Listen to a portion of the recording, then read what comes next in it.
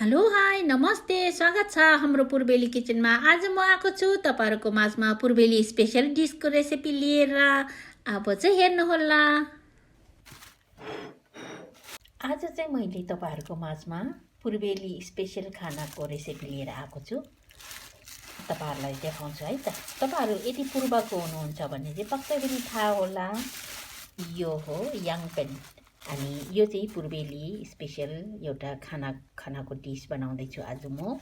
अनि यो चाहिँ फर्स्टमा चाहिँ भिजाउनु पर्छ।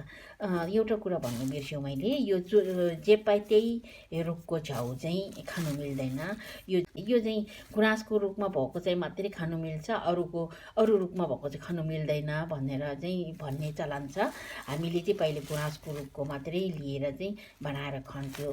अब यो चाहिँ एकदमै मिठो हुन्छ। खासमा चाहिँ यो अनि सुँगुरको मासुसँग भुटिसकेपछि अनि लास्टमा अनि यो सुँगुरकै ब्लड हालेर बनाउने गर्थ्यो। तर मलाई चाहिँ ब्लड खानु नमिल्ने भएकोले चाहिँ म चाहिँ ब्लड हाल्दिनँ, सुँगुरको मासुसँग चाहिँ बनाउने छु है त आज। अब यो चाहिँ म थोरै भिजाउँछु। यो चाहिँ थोरै भिजाउँदा पनि धेरै हुन्छ। अब यसलाई चाहिँ यसरी साइड लगाएर राख्ने, अनि त्यहाँदेखि चाहिँ यसमा चाहिँ सुँगुरको मासु राख्ने।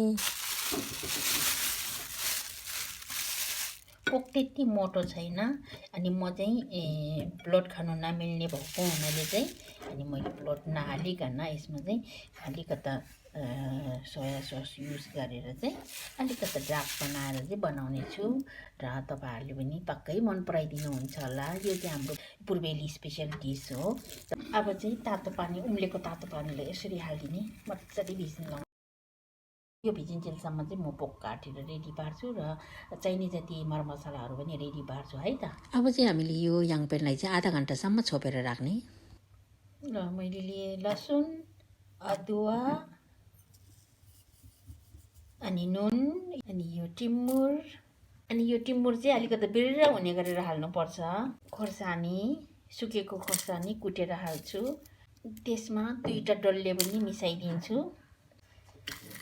अब चाहिँ यो अदुवा, लसुन, खोर्सानी, टिमुर सबैसँगै मजाले कुट्ने। मैले प्याज र टमाटर चाहिँ काटिसकेको छु। अब यो पोकलाई काट्छु है त। आज मैले यो याङपेनसँग मिक्स गर्ने सुँगुरको मासु चाहिँ सुप्पा कटिङ काट्दैछु है त। यो सुप्पा कटिङ चाहिँ ठुल्ठुलो चोक्टा काट्नुपर्छ। यो चाहिँ पुर्बेली कटिङ हो, त्यही कारण सुप्पा कटिङ भनेको। पोकलाई पनि काटिसकेँ मैले, हेर्नुहोस् न।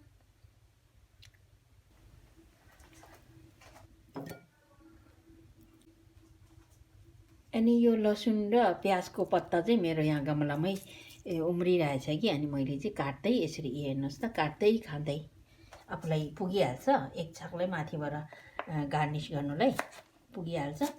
अनि यसरी मसिनो काटेर चाहिँ लास्टमा हाल्ने हो। यो चाहिँ म अहिले नै सबै। आज मैले त्यो गमलामा रोपेको प्याज उखेलेर गरेको हो, त्यही कारण मैले यो जरा पनि डल्लो डल्लो भएकोहरू चाहिँ मजाले काटेर सँगै मिक्स गर्नेछु। अदुवा, लसुन, टिमुर, खोर्सानी सबै पिने मैले। अब यो सबै रेडी भइसक्यो। मैले याङपेन धोएर रेडी पारिसकेँ। हेर्नुहोस् त, एकदम सफा भएको छ, मजाले भिजेछ। अब चाहिँ बनाउन सुरु गरौँ है त। मैले तावा बसाएर रेडी गरेको छु। म चाहिँ यो तोरीको तेल युज गर्छु। मैले जहिले पनि खानाको लागि चाहिँ तोरीको तेल नै युज गर्छु। सलादको लागि मात्रै ओइल युज गर्छु। तेल हालेको बित्तिकै म पोकलाई पनि हालिदिन्छु। छिट्टो मासुले पानी छोडोस् भनेर चाहिँ नुन पनि हालिदिन्छु माथिबाट।